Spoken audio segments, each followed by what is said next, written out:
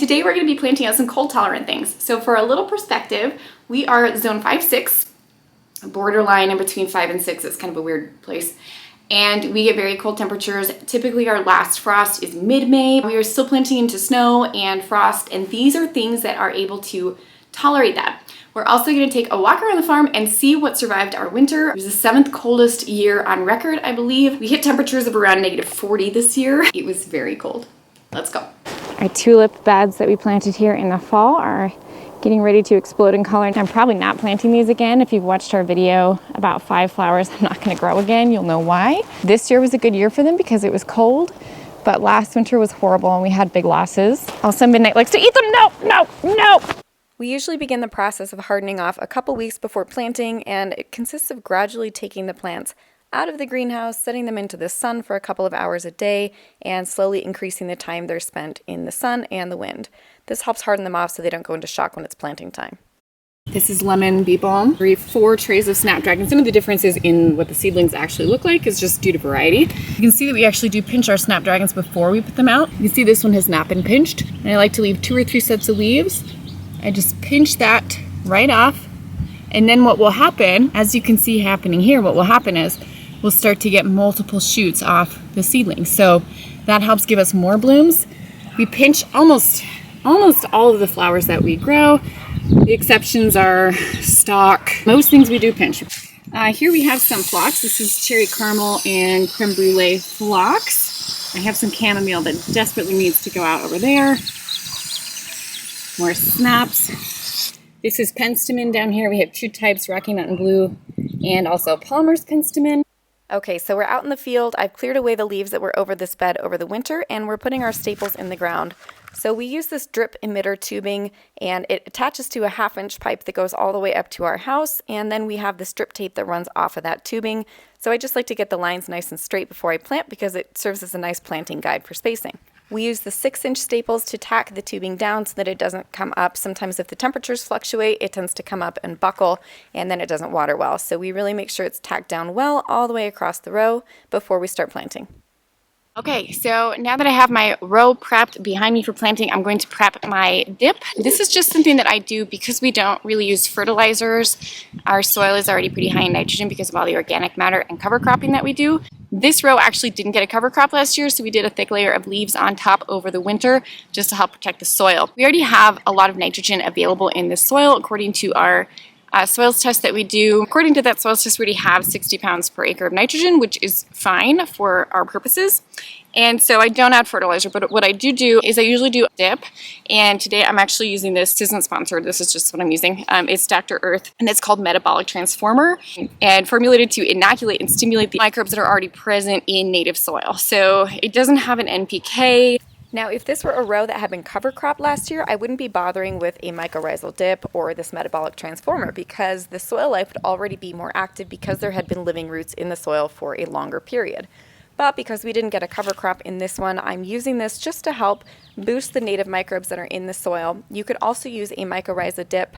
Basically what we're trying to do here is to increase the soil life population in the soil and to get it active.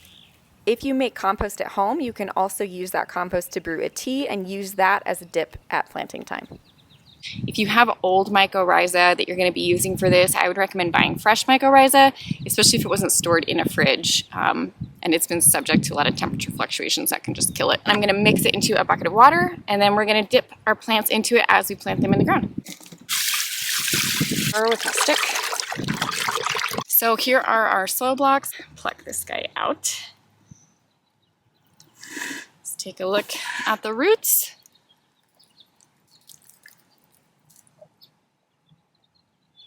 Have some nice roots on this guy. So it's going to be ready to hit the ground and spread out. Again, that's the benefit of these soil blocks, is these roots are really ready to hit the ground and spread. There's no circling happening.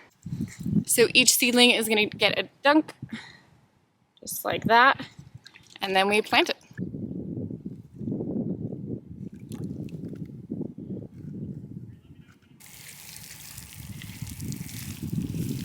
All right, so this is next up that we're planting. This is cherry caramel phlox, and phlox can be a tricky one. This is annual phlox. Can be a little bit tricky to germinate, so we actually pre-sprout them in paper towels, transplant them to soil blocks, and the great thing about doing that is these are actually a plant that are pretty sensitive to root disturbance. So this is where soil blocks really shine, is we can just pick up our whole block here and we're not doing a whole lot of root disturbance. Again, you can see the nice root system here that's already happening. So the big change that we've made this year has been to get rid of our landscape fabric. And getting rid of landscape fabric, now we grew with it for the first 4 years.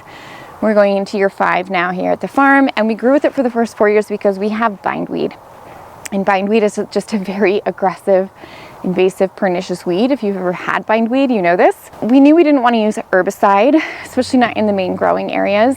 So we decided to try to smother it out and hand weed it. And so that's why we use the fabric. As someone who loves nature, I hate growing in fabric because it feels so disconnected. Our first year, our field was just totally covered in fabric, and I hated it. Some of my other concerns, other than the aesthetic piece of it, are that polypropylene fabric, which is what the fabric is made of. Polypropylene can break down into microplastics, and I'm concerned with that going into the soil. And when we burn the holes in the fabric to plant into, it releases some VOCs into the air, so that's not a good thing. What are you boys doing? And it also makes it hard for birds to access the soil food web. It makes it difficult for native bees to get into the soil to nest. So anyway, we removed it all this year. You coming on the tour? Are you coming? Hey, goose. Just don't eat anything. Bailey, why aren't you hurting your sheep? So over here, this is our peony area, our big perennial peony area. And what we've been doing over here, as we've removed this fabric, we are getting ready to plant in more natives. So we're planting in some native ground cover plants here in between the peonies instead of relying on the fabric. And we've also planted in the walkways. This is now all native grass. So this is a mix of blue grama and buffalo grass. We still have a little bit of our smooth brown. You can see popping up. It kind of looks like crabgrass, so we had to pull that out by hand.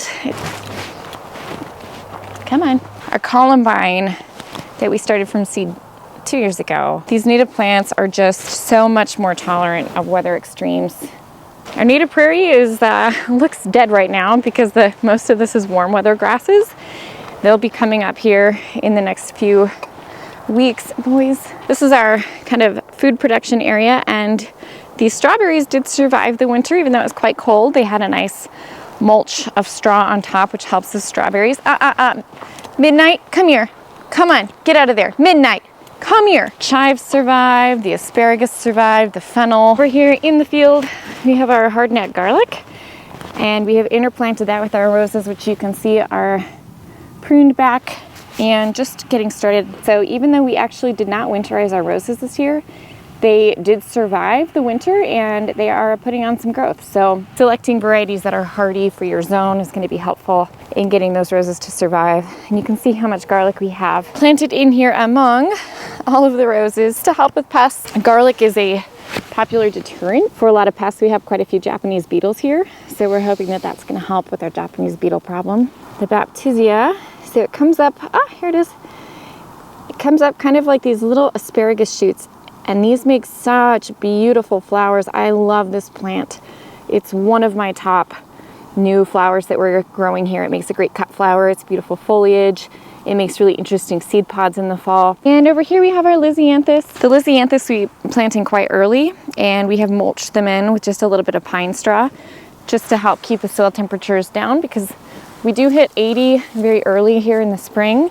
And if the soil temperatures get too hot, these Lisianthus can rosette and then they won't bloom. So just this little bit of mulch is really helpful, and no, pine needles will not give you acidic soil. That is a myth, so don't worry about it. Here in the walkways, you can see we have a pretty heavy, thick leaf mulch. Wood chips here on the pathways. So here are the snaps in. They are happily growing, especially here in this nice little drizzle. And here's one of our golden currant hedgerows. Now we've been planting in hedgerows here. This we just planted last year, and look how big and happy it is already. This is what's great about using native plants for hedgerows. And these are going to bloom yellow, and they'll actually put off little yellow berries They're a really beautiful addition. They're going to help bring the birds into the field itself and also help provide a little bit of wind block. Now over here, this part of the farm is a little bit more of the perennial side. Basically, as we're looking at the field, here's our dahlia row over here, which is covered because we don't want it to get too wet here in the rain. And then from about here over, this is all perennials. And from about here over, we have more annuals. So these are the beds that we cover crop and we turn over more, where these are the ones that just kind of hang out and grow. A little less maintenance here on this side. We have our northern sea oats. They haven't started growing back yet, so I'm hopeful that they survived. Again, it was quite a cold winter. I'm not seeing any evidence yet of those growing, but they should be hardy. Here's our yarrow, and we do leave the branches of the yarrow, so you can see the stem is hollow. So actually there's quite a few nesting pollinators that will work down in there and lay their eggs, and so we're just going to leave that there so that they can do that. It doesn't hurt our flower production at all to leave these stems like this. In fact, it actually gives the yarrow a little bit of additional support. And here is actually one of my favorite native plants. This is Pearly Everlasting, and it makes a really great dried flower. And you can see it reseeds itself, and it does perennialize. So it's both reseeded and perennialized. You can see it's spreading a little bit into the walkway there. This is kind of what they look like dead, but they're these little white heads, and they're very fun for cutting and for drying. And over here, this always surprises me how hardy the chrysanthemums are. So I'm going to show you the chrysanthemums that we've been able to perennialize here. We get them all from bluestone perennials. So we have a few. Royal Glamour we have, which is a purplish burgundy. The Homecoming chrysanthemums have perennialized here. Another one that perennializes for us here is this Coral Cavalier. And then down on this end, we have one called Chiffon, and this is the one that I've still been looking to see if there's any signs of life, because this may be one that doesn't perennialize for us. So it's always a bit of a, oh, no, there's some. It's always a bit of a adventure with mums to see if they're going to perennialize. Not all of them do. It looks like this one has some signs of growth, but definitely not as vigorous as the other one. So this one might be a little bit more cold sensitive. Again, this Chiffon variety might not do as well with overwintering in a zone 5. Over here is some rows that we cover cropped in the fall, so you can see what it looks like in the spring. There is still some mulch cover on top of the beds. This looks like part of a turnip, I think, that got eaten. You can see it just leaves a nice little mulch cover, and then we just scooch that aside and plant right into it. This is why I like winter kill cover crops, because we don't have to do much with it. They pretty much just die back, and then we're just able to use it as a mulch. So this was a multi-species cover crop that was designed to winter kill in my zone, and it just left this nice layer. And because we have clay soil, I like to use a cover crop that has some kind of root vegetable. So these were turnips. And you can see how they kind of burrow and work their way down into the soil, and they help aerate it. And now over here, we have the same variety of lavender that we have growing out front. The lavender we have growing out front survived the winter. This stuff growing here in the back did not. You can tell because it just looks dead all the way down. There's no regrowth here. I think out of all of these, there's only one lavender that survived. I think what might have happened is because this bed is somewhat mounded, I think that it was just a little bit more exposed to cold, whereas the other beds, the other lavender in the front is more in the ground. And so that's just a little bit more protected. Some of our Palmer's penstem in here, and this one is a great alternative to sweet autumn clematis. It still has the same little white blooms, but it's native, not invasive. Over here, this area doesn't get irrigated, so we've planted in a lot of sedum. Sedum does really well without any irrigation, so if you're looking for something that's interesting all year round, try sedum for dry areas. Here in the woods, you can see one of the first things that starts coming up for us and blooming is this choke cherry. So choke cherries are a really valuable native plant, and the great thing about having all these choke cherry thickets here right next to our field is that it helps attract the birds. And so those birds are really key with pest prevention.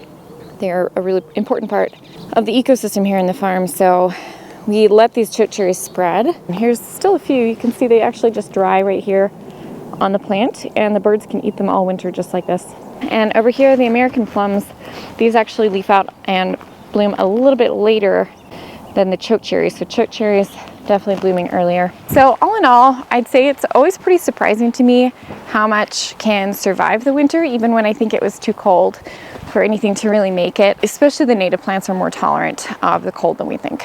All right, guys, that's it for today. I hope you enjoyed this little glimpse of spring planting and things that survived our Zone 5 very cold winter. I hope that it inspires you to maybe plant things that are a little bit more hardy to your climate and maybe a little bit less maintenance.